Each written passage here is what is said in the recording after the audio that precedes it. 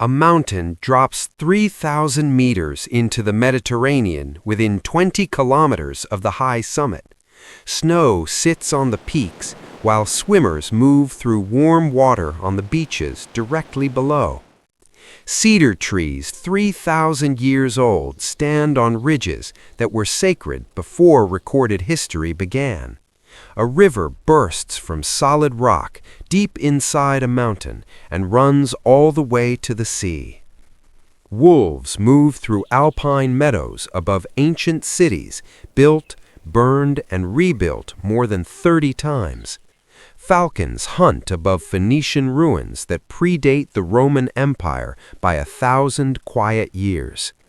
This is Lebanon, one of the smallest countries on Earth, carrying the weight of 10,000 years. It sits where 3 continents meet, and 3 of the world's great civilizations collided without resolution. In the north, mountains hold snowfields that feed rivers running through the driest land in the region. In the south, the Litani River carves through limestone plateaus before emptying slowly into the sea. The Beqaa Valley runs between 2 mountain ranges like a corridor that every empire on Earth has used. Cedar forests once covered the entire mountain range, and what survives clings to the highest ridges. The same mountains that gave Egypt its timber and Babylon its lumber still stand above modern Beirut. Lebanon holds more fresh water per square kilometer than any other country in the entire Arab world. The Jeita Grotto cave system runs for 9 kilometers beneath the mountains, fed by an underground river. Its chambers hold stalactites formed over millions of years in a cathedral of dark and dripping stone. The Mediterranean coast has been continuously inhabited for 6,000 years without any meaningful interruption. This coastline launched the alphabet into the world, and the alphabet launched everything that followed it. 4 distinct climate zones exist within a space that most countries would call a single province. What Lebanon contains is so compressed, so layered, and so historical that the mind cannot process it. The wildflowers blooming on the mountain slopes in spring were described in texts written before the Bible. Lebanon does not offer a single landscape. It offers an argument between landscapes that never resolves. The Mediterranean throws its light against the limestone, and the limestone throws it back with interest. Every stone here has been touched by a civilization that rose, collapsed, and was replaced by another. The mountains did not witness this history from a distance. They shaped it and outlasted all of it. No empire held Lebanon for long. Geography was always more powerful than any army that arrived here. Lebanon is not a country that summarizes. It can only be experienced, layer by layer, without end. The light here falls differently than it does anywhere else on the eastern Mediterranean coastline.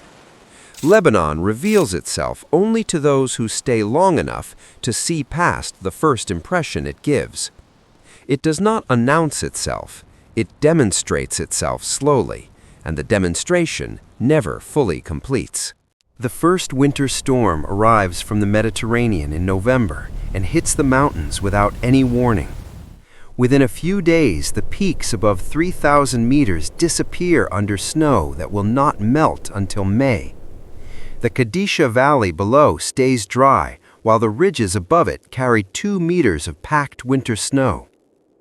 Snowmelt begins in March, and the rivers respond within hours, rising cold and fast toward the coast.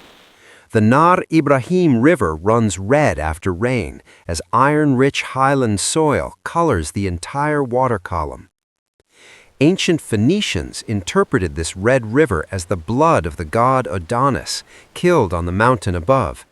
The same river still runs red every spring, and the legend still lives in the villages along its banks. By April, the wildflower season begins in the Beqaa Valley, covering the floor in anemones and cyclamen. Migrating birds from Africa cross Lebanon in enormous numbers each spring season, using valleys as corridors. Honey buzzards, black storks, and Egyptian vultures funnel through the mountain passes in April and May. The cedar reserve at Beqaa holds the oldest trees in Lebanon, some alive before Rome was built. In winter, those cedars carry snow on branches that have held snow for 3,000 continuous years. The Mediterranean in summer becomes a wide, flat blue mirror that absorbs heat and returns it slowly at night. Summer dust storms occasionally arrive from the eastern desert and turn the Beqaa Valley an opaque gray. The dust settles on the vineyards, and the farmers do not stop working. They have seen this before. In autumn, the light changes across the mountain range, and the oak forests turn amber from the ridges. Rain returns in October with the first cold front, and the rivers fill from the limestone aquifers again. The springs that feed Beirut emerge from the mountain rock face with the consistency of ancient clocks. They have run continuously for at least 6,000 years with no recorded year of failure or interruption. Wolves descend from the higher elevations in winter, moving through villages at night without being seen. Syrian brown bears have been photographed in the northern mountains in recent years, returning after long absences. The mountain ecosystems here are among the most complex in the eastern Mediterranean region by species count. Raptors breed on the limestone cliffs above the Kadisha Valley in numbers that still surprise ornithologists. Lebanon's rivers carry more water per kilometer than any rivers in the wider surrounding regional landscape. The Orontes River begins in Lebanon and flows north through Syria before turning west to the sea. It crosses 3 countries and 4,000 years of continuous human civilization from its mountain source. 2 seasons define everything: the wet season that builds the mountain and the dry that reveals it. When the snow melts in May, exposed cedar roots show rings that predate the entire Roman occupation. The mountain does not change its schedule for any empire, army, or century that passes beneath it. Byblos has been continuously inhabited for 7,000 years, longer than almost any city on this earth. The Phoenicians who built their harbor here did not think they were making history, they were making ships. Those ships carried cedar and purple dye to every coast of the Mediterranean and opened a commercial world. The alphabet developed in these cities was the most consequential technology ever exported from a small country. Every letter written in every European language traces its origin directly back to the Phoenician coast. The Romans built temples at Baalbek so enormous that the engineering methods are not fully understood today. The Temple of Jupiter at Baalbek contains individual foundation stones weighing over 1,000 tons each. No crane in the modern world could lift the 3 largest stones in the Baalbek foundation without struggle. The Crusaders built castles on every strategic ridge and hilltop and thought they would hold them forever. The Mamluk army came and removed them within 2 centuries, and the mountains continued without particular notice. The Kadisha Valley was a refuge for communities driven from the lowlands by every successive wave of invasion. They carved their monasteries directly into cliff faces at heights that made them effectively inaccessible to armies. Some of those cave monasteries are still occupied by monks who maintain the traditions of 1,000 years. The silk industry that ran through the Lebanese mountains for 4 centuries employed every village and range. When synthetic silk destroyed the market in the 20th century, the mountain villages lost half their population. The people who left for Sao Paulo, Buenos Aires, Detroit, and Lagos built a diaspora larger than Lebanon. There are more Lebanese outside Lebanon than inside it, yet the connection to the mountain never fully breaks. During the Civil War, entire neighborhoods of Beirut were destroyed and rebuilt multiple times in the same decade. Families moved from one part of the city to another as the front lines shifted without clear logic. The Corniche promenade stayed open throughout the war because both sides needed somewhere neutral to walk. The Cedars in the north were protected during the war by communities who understood they were irreplaceable. No army destroyed the cedar grove because even in war, the trees held a meaning that superseded conflict. The Beqaa Valley farmers continued planting and harvesting through decades of occupation and bombardment together. The soil was too good and the hunger too real to allow any war to stop the agricultural cycle. Lebanese builders developed techniques for constructing with yellow limestone that produced structures of unusual beauty. The triple-arched window, carved from a single piece of mountain limestone, became the signature of a civilization. A country this small should not have produced this much, but the geography forced concentrated excellence. The mountains absorbed every catastrophe, and the people absorbed it with them, then kept building anyway. What Lebanon built in 10,000 years was not cities alone, it was the art of surviving. The winter storms that hit the Lebanese mountains from the northwest arrive with extraordinary violence and speed.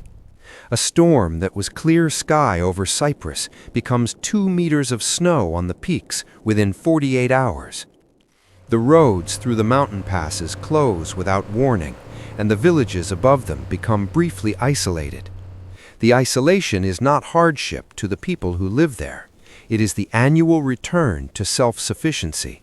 Wolves have been heard howling in the cedar forest at Peshawar when the village is snow-locked in winter.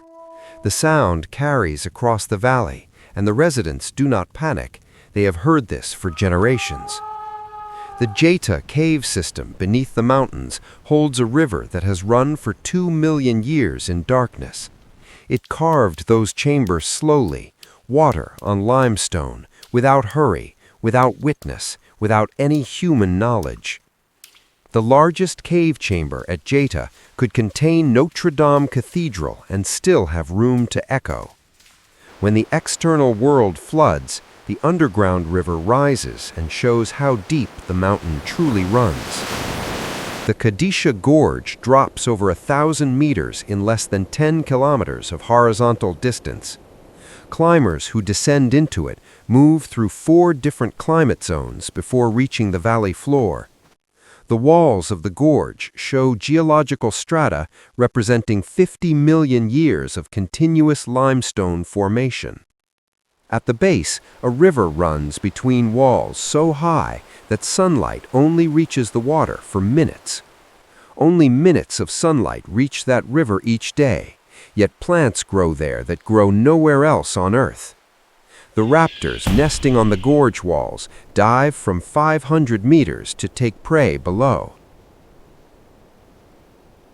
Their dives follow paths through the gorge no mechanical system has ever replicated in accuracy or speed. In the Beqaa Valley, earthquakes are recorded several times each year along the fault that runs beneath it. The same fault that created the valley's fertility also guarantees its periodic violent disruption. Baalbek was damaged by earthquakes repeatedly across its 2,000-year history, and each time it was rebuilt.